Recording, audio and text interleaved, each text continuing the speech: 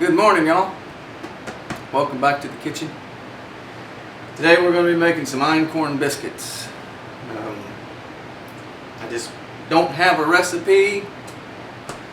We don't go by recipes here. We just throw stuff together. And I don't like to make big batches of things. So if I made a recipe with something, I'm going to end up with more than I can eat by myself. So I'm just surfed the internet like I usually do. Got me a good idea of what kind of ingredients I'm going to need to make me some Einkorn biscuits. We're just going to make a small batch and see how it turns out. I'm even going to make me some white gravy. That is going to be kind of tricky because there's not a whole lot of low-carb gravies out there. I mean, I know I'm eating Einkorn biscuit, kind of blows all that out of proportion, but you know, anything I can keep low carb, I'm going to keep low carb. That's just what I do.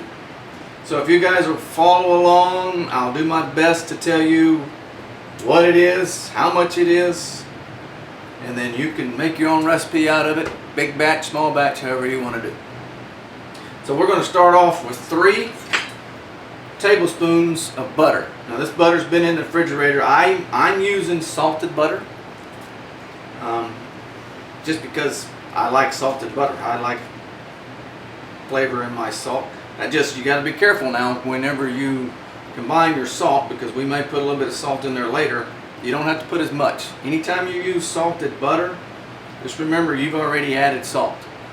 If you want to follow a recipe, I would say if the recipe is calling for salt, don't use salted butter. Just use regular unsalted butter. But today we're using salted butter. On this package, it tells you how thick them things are for 1 tablespoon. We're going to put 3. We're going to cut them up into small cubes.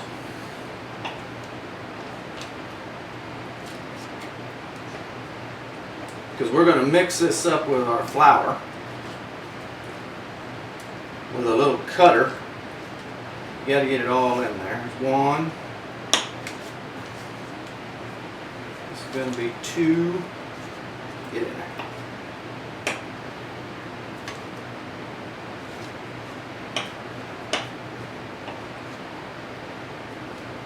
Three.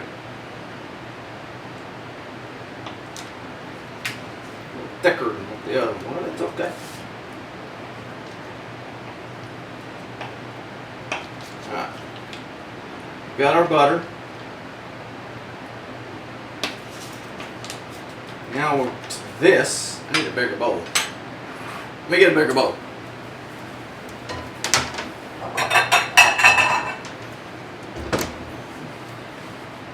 There we go. That's better.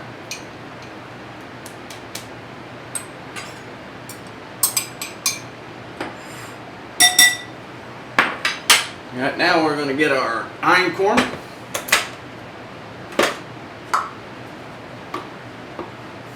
Like I said, I don't typically measure out everything perfect because I don't go by recipes. Normally, if I'm using a recipe, I'm just using it so I can figure out what kind of ingredients they got in there. Alright, so here we go. 1 cup of Einkorn flour.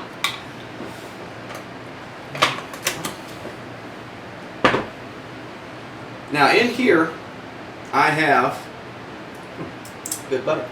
In here, there is a 1/4 teaspoon of baking powder and about 1/8 of a teaspoon of baking soda. We'll put that in there. And I've said it before in some of my other videos there with Einkorn. Einkorn is a very subtle, nutty flavored flour. And when you add ingredients to that flour, you have to be careful of what you're adding to it. Just mix that up in there, because it will really bring out the flavor of what you add. I don't like to add too much baking powder and baking soda to my stuff, because when I do, sometimes I can taste it, you know, because it's baking powder and baking soda have their own flavor. And when you add it to your Einkorn, it's going to be, you'll taste it. So, here's the trick, and I've already taken care of this.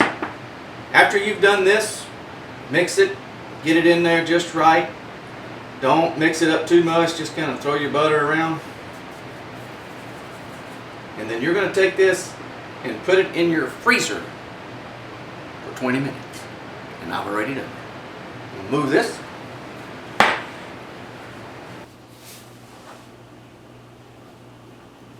Alright, so I've already had this bowl in the freezer for 20 minutes. And it's nice and cold. The butter's nice and hard. And that's what we're looking for. Mix it around a little bit. Be sure everything got mixed in there pretty good. Alright, now that you've got this far, after your 20 minutes of having it in the freezer, now you don't have to. I've always done this when I'm making biscuits or a pastry. I always like to have my dough and my butter cold, just because it gives you a longer time to work with it when you're rolling it out and doing those kind of things, especially a pastry dough, because you want it to be crisped up. The colder you can have it, the more you can work with it, and the better it's going to come out flaky. And that's what we're going to be looking for here. So, wash my hands real quick.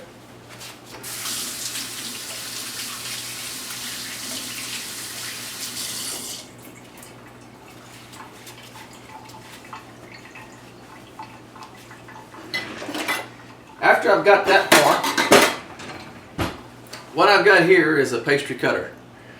So this is going to allow me to cut in my butter into my flour.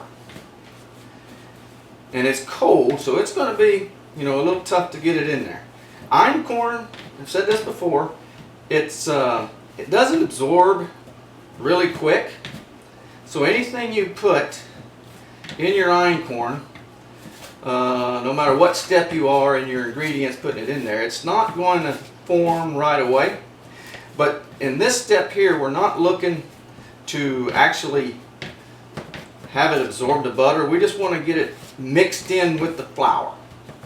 So we're just going to keep cutting it in until it all becomes like a very fine breading or something that you want to put in there. You don't want it to be really chunky. And the other thing too that I like with having my butter really cold is that it doesn't stick to my pastry cutter very much. If your butter is soft and you're trying to cut it into a flour, it'll gum it up and you'll be going back and forth, breaking it out. This one, it's not sticking, it's just hard in there. So I'm going to do this for a little bit. We'll get it to where it's a nice crumb, and then we'll add our wet ingredients to it.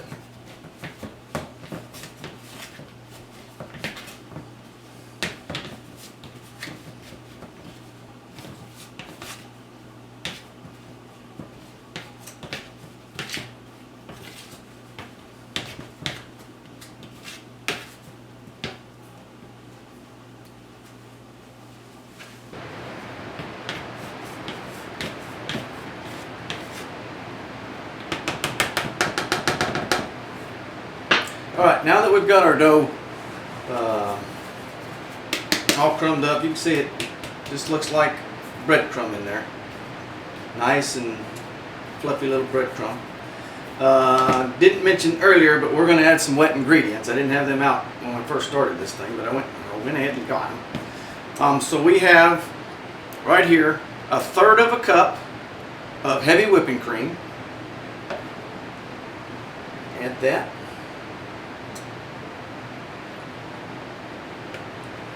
We're going to put in there 1 egg.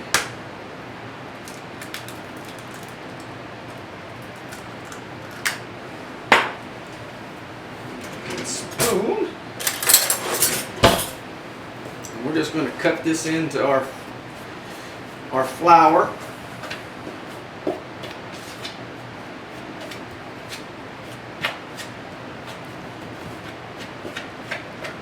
Just want to get it and mix it really, really good. Get it all blended in.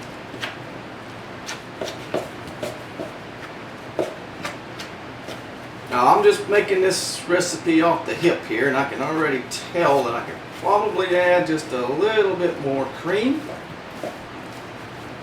Just a tad. Looks a little dry.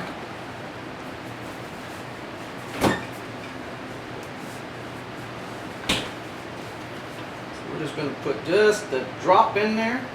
2 drops. Who's counting? Yeah, okay. I think that got us where we need to be.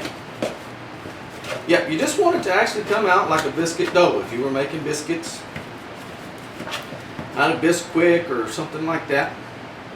You just want that consistency of what your dough should be like. And like I said in other videos, einkorn is a really tacky, sticky, it's a really tacky, sticky dough. And whenever you start putting stuff in there, especially your wet ingredients, let it sit for at least 10 minutes after you've done that. That allows the flour to absorb fully, maybe not fully, because it does take a long time, but it absorbs enough into your dough that you can then work with it. If you just mix up your stuff, use an einkorn flour and put all your wet ingredients in there and try and use it right away, you're going to end up with a tacky mess.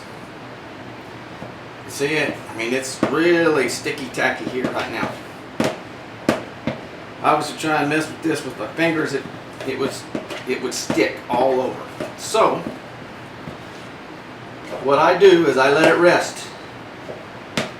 Once I've got my wet ingredients in there, we're going to let it rest for 10 minutes.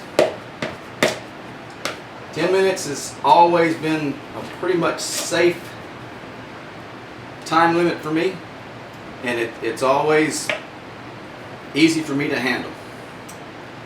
So we're going to let this rest for 10 minutes. I've turned my oven on. I've got my oven on already to 425 degrees. So we'll let that heat up. Then we'll roll this out and make us some biscuits and pop it in there. The other thing too that I'm going to do is I've got my skillet here. And just a couple of minutes before I'm ready to roll my biscuits out, I'm going to go ahead and put my skillet in the oven and get my skillet hot.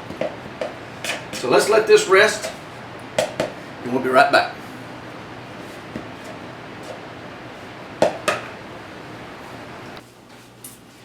Okay, my timer's gone off. It's been resting for 10 minutes. So I'm going to go ahead and put my skillet here in the oven. We're just going to get it hot. Now I'm going to take my flour out. I'm just going to put a little bit of flour on my hands. And this should be easy to work with now. Putting it on some parchment paper because it can get a little messy. Let's put a little bit. Put a little bit on my wheel here. Okay. Yeah. See, it's a little tacky. Put that up in there. Yeah.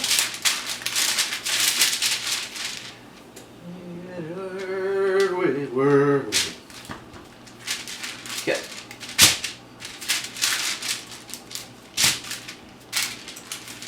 So what you're going to do, or what I do, is I just kind of roll it out. Don't really press on it too much because you want to keep it floured. Just enough, because if you really smush it down on that paper, it's going to stick. I'm telling you, it'll stick. And then you'll be mad and upset, like I get. Good thing I didn't wear my black shirt today. I got flour all over this place. So what we're trying to do is we're just going to roll it out nice and thin. I really like working with einkorn flour, just because it's a whole kind of a different feel to the flour. It's got a lot of softness to it. And you'll see that once you start messing with it. It's really clingy. You really want to get it as thin as you can get it. And what I'm doing is I'm rolling it out because what I want to do is start layering it. So I'm going to roll it, get it kind of thin. Then I'm going to start folding it over. Rolling it. Fold it over. That back. Like I said, keep flouring it up.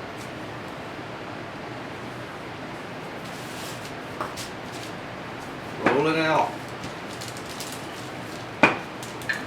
Don't really press down too hard, just enough to let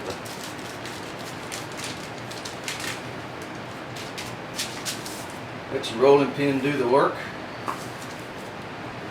Roll. And we made a small batch, so it doesn't look like there's going to be a whole lot, which is fine. That's what I want. I'm a one guy here, so I can't eat like 6 biscuits. And I typically do one meal a day, but this is the weekend, so I usually make myself a breakfast on the weekends. So that's what I'm doing today. Okay, so we've folded that and folded that and folded that. We're going to fold it one more time. So now we're going to roll it out again. Like I said, what we're doing, we're just adding the layers to our biscuits so that they're going to come out nice and fluffy. They're going to rise. They're going to have some layers in them. Roll it out. Flip. Don't roll it too long on one side because it'll begin to stick. Roll your boat. There we go. Nice and gentle. Flip that baby over.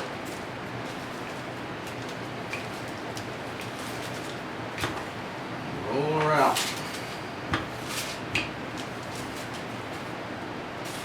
And after a while, the dough will quit being so tacky. But it'll take a little bit. I think it's getting right where it needs to be. Here we go. Roll. Not too hard. Not too hard. Just let it slide on the paper. Okay. Here we go. Now we're going to fold it. Now this is our last fold. So what I'm doing is just making it, because I don't have a biscuit cutter. What I got is this jar. So I want it to end up being just wide enough for me to get my jar in there. So we're going to roll this. Over.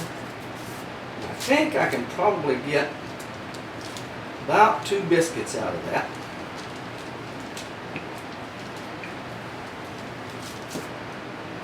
Let's see.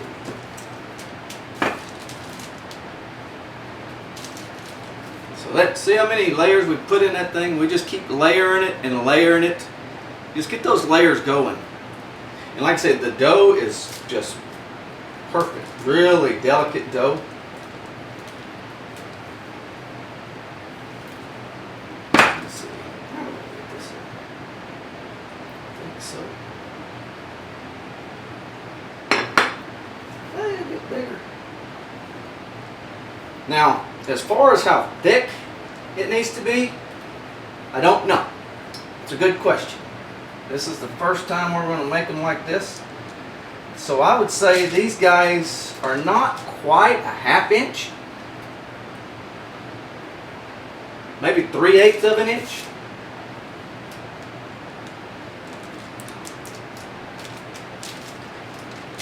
Oh yeah, here we go. Get it to come out. There we go. Come on. Maybe if I put a little butter in there, right there. There we go. A little butter. Alright, take that, fold it back over. See if we can get one more out of there. There we go. There we go. That one's a little thicker. We'll see how it does. We'll see how thick they are, how thick they gotta be. Then we'll just take this one, roll it up, be our little biscuit ball. Okay. Now they're ready. Let's pull our pan out and pop them in.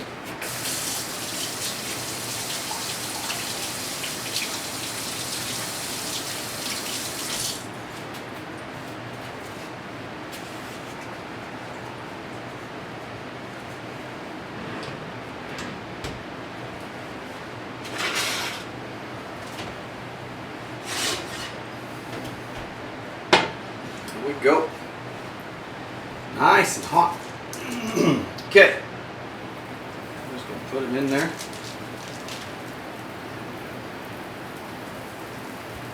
Okay. 425. We're going to say 15 minutes. Most of the recipes say 15 minutes, but we're going to check them periodically, so we'll set our timer for 15 minutes. And check them about 10 minutes to see where we're at with them. Okay, biscuits are in the oven. Now let's get to making our gravy. Alright, so biscuits are in the oven.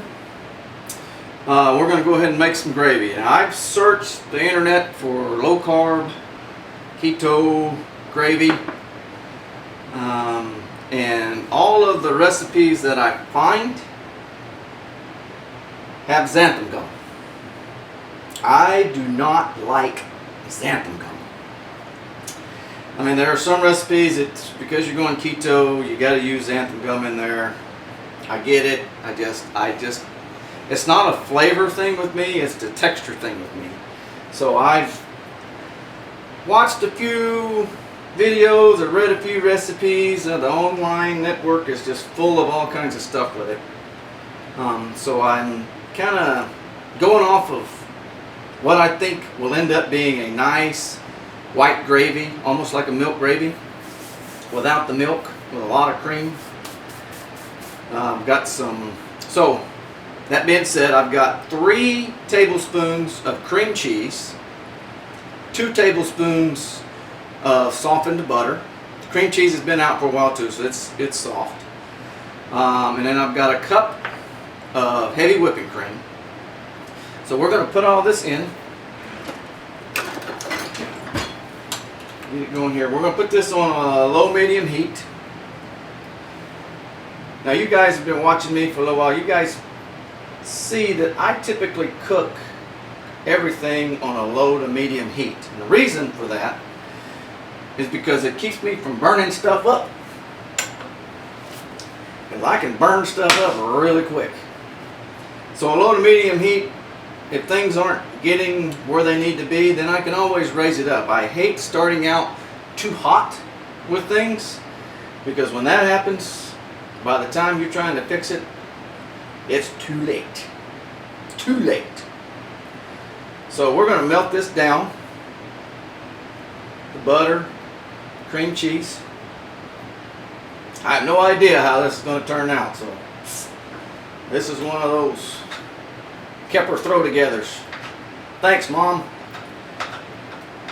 Shout out to Big Mother Kepper. She's the one that taught me how to throw stuff together. You just figure out what you want to taste and put it in there.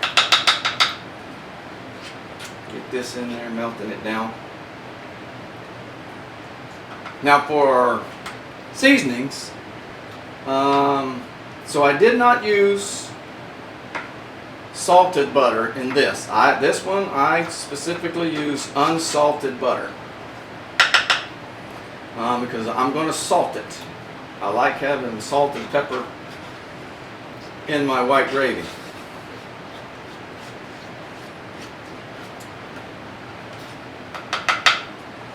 We're going to render this down, get it down a little bit, make sure that cream cheese is starting to melt in there a little bit. Now some of you are probably thinking, well, you're going to taste the cream cheese. Yeah, I probably am. But I don't like xanthan gum. So, you got to give one for the other. I'm going to go ahead and add our cream in here.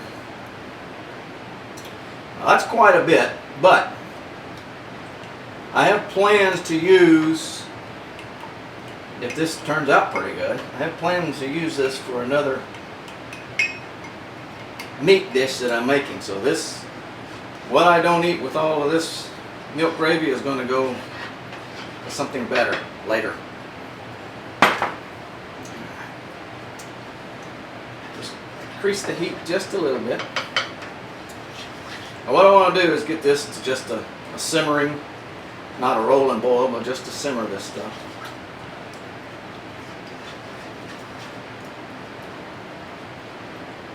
Cream cheese melted in there. About 8 minutes left. When this gets down to 5 minutes, I've got it set on 15. When my timer gets down to 10 minutes, we'll check those biscuits. I don't have a light in my oven, so I can't look in there without opening the door, and I don't want to open the door. So we're just going to add some salt.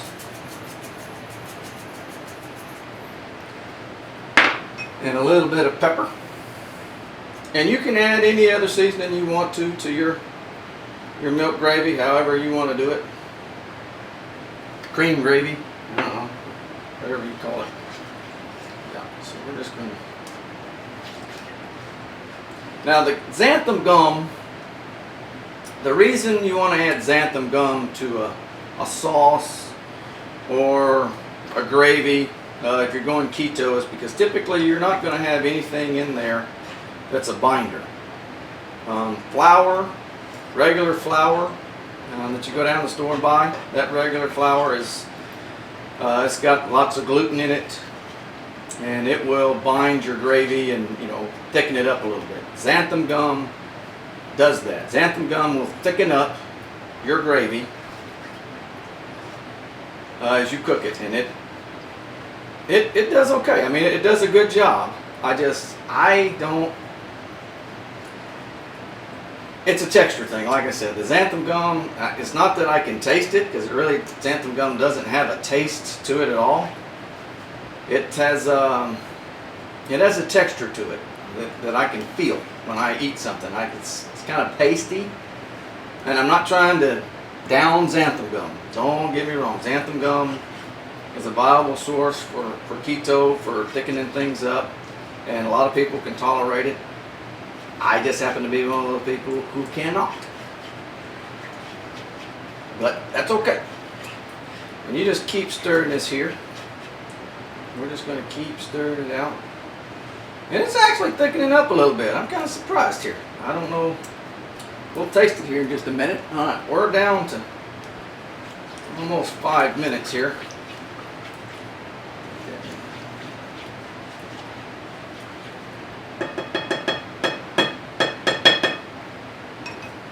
Take a peek.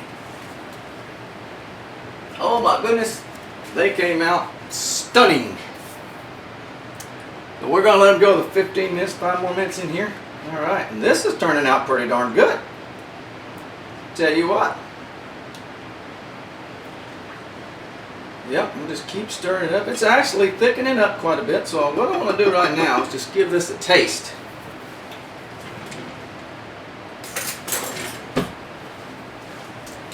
Where we're at with it.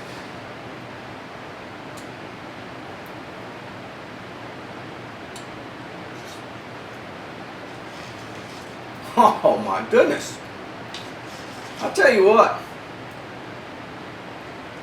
That's a recipe to keep right there. This is a recipe to keep.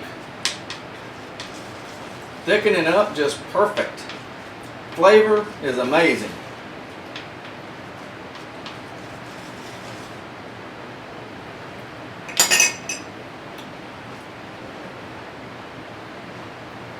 Be sure it doesn't stick to the bottom. Just keep stirring. Oh man, this is good.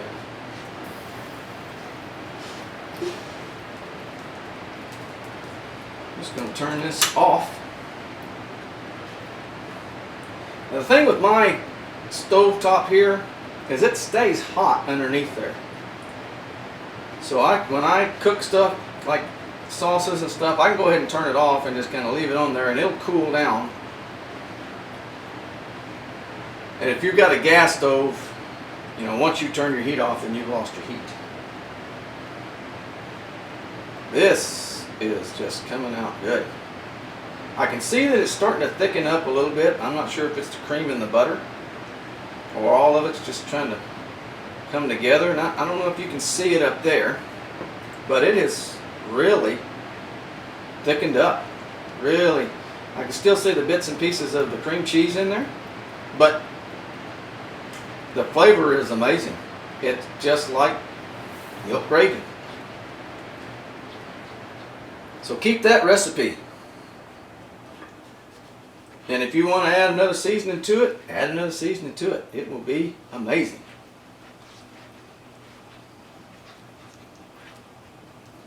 All right. This came out way better than what I thought it was going to be. So I'm going to move that off because here in a minute I'm going to pull these biscuits out and we're going to stick them right on top. We've got 2 minutes left, so we'll be right back.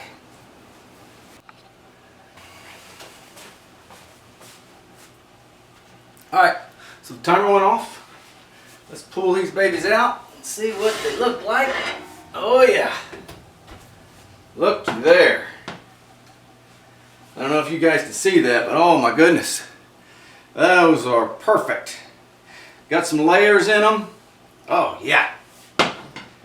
So, I know these puppies are going to be hot. Woo. Oh, I can already tell they're just layered up. Oh my goodness. Look how nice those are. That's just perfect. Coming apart there. Oh yeah. And actually, I guess, oh, those things are hot. So, remember how thin they were? They've actually come out to be a little over ½ inch, almost an inch. So they puffed up really good, especially that one. That one was the thick one. Here was the other one that we had over there. They just layered up really good. See how those layers are? They're just amazing. Amazing, amazing. So now, we're just going to take and open these things up. Oh yeah. Oh yeah. Oh yeah. Look how nice. They just flake right off. Look at the layers, how the layers are just coming apart there. Oh my goodness. Get me go right here. Oh yeah, here comes the good stuff. See how that even came out just beautiful, beautiful. Just a nice thick gravy. Alright, so we're just going to pour this on our biscuits. It didn't make as much as I thought it was. I'm going to use it all. I'll have to make some more of this though, because this actually came out way better than my anticipation of it. Tell you what, this is a meal. Alright, now comes the real test.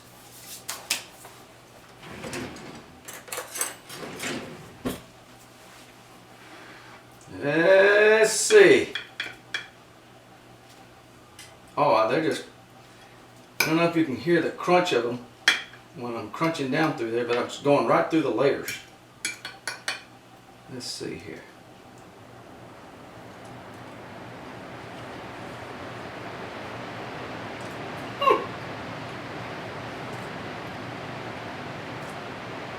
That is a recipe to keep.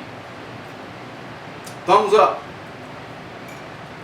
I'll tell you what, that einkorn, it's a different animal to work with. You're not going to be working with your same flours that you buy at the store that we've been killing ourselves with for a century. Einkorn is a flour that you got to learn to work with.